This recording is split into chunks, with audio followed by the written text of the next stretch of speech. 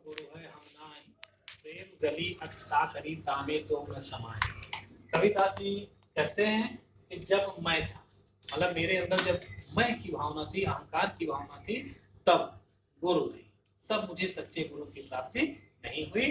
और अब गुरु है हम नाई, और अब मुझे सच्चे गुरु की प्राप्ति हो गई है और मेरे अंदर का अहंकार दूर हो गया, मतलब हम की भावना मेरे अंदर अब नहीं रह गई। मतलब कि जब अहंकार की समाप्ति होती है, अहंकार नष्ट होता है, तभी सच्चे गुरु की प्राप्ति होती है। जब मैं था तब गुरु नहीं, अब गुरु है मैं नहीं। मतलब कि जब अहंकार की भावना थी तो मुझे गुरु की प्राप्ति नहीं हुई, और मेरे अंदर का जैसे ही अहंकार नष्ट हुआ, मुझे सच्चे गुरु की प्राप्ति हो गई है।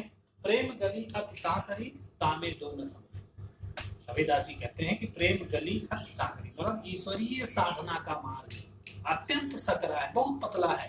तामे दो न समाए, उसमें दोनों मतलब कि अहंकार और गुरु की प्राप्ति एक साथ संभव नहीं है। प्रसंग आप लिखेंगे, प्रस्तुत साथी में बताया गया है कि अहंकार और ईश्वर की प्राप्ति एक साथ संभव नहीं है। व्याख्या आप अपने आप से लिखेंगे जो भी बताया गया है। काव्यगत सौंदर्य है, अहंकार से परे हो मनुष्य ईश्वर को प्राप्त कर सकता है।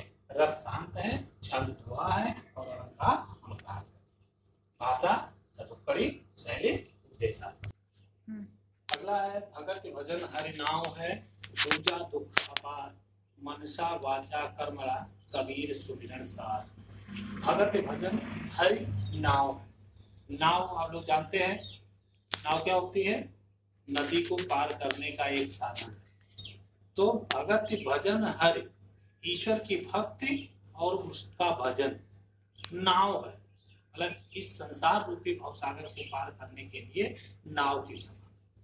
ईश्वर की भक्ति और भजन इस संसार रूपी भवसागर को पार करने के लिए नाव के समान है।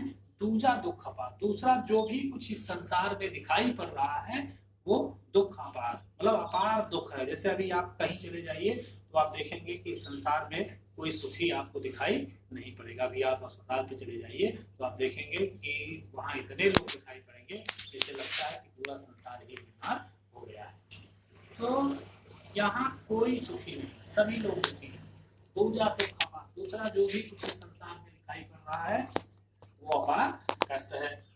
इसलिए मनसा वाचा कर्मणा, इसलिए मन से, वचन से और कर्म से सुमिरन सार। सार मतलब मूल, मूल मतलब जड़, जड़ मतलब उत्पत्ति स्थल, जहाँ से जीवात्मा की उत्पत्ति हुई है। तो जीवात्मा की उत्पत्ति कहाँ से हुई है? परमात्मा से हुई है। तो कबीर सुमिरन सार, कबीरदास जी कहते हैं इसलिए हमें मन से, वचन से और कर्म से उस परमात्मा का स्मरण करना चाहिए, जिससे इस संसार रूपी भवसागर को पार किया जा सके। आप प्रसंग लिखेंगे कि दोहे में संसार को भवसागर बताया गया है। व्याख्या आप अपने आप से लिखेंगे। काव्यगत सौंदर्य, ईश्वर की भक्ति मोक्ष प्राप्ति का साधन है, मतलब ईश्वर की भक्ति करके मनुष्य मोक्ष प्राप्त कर सकता है।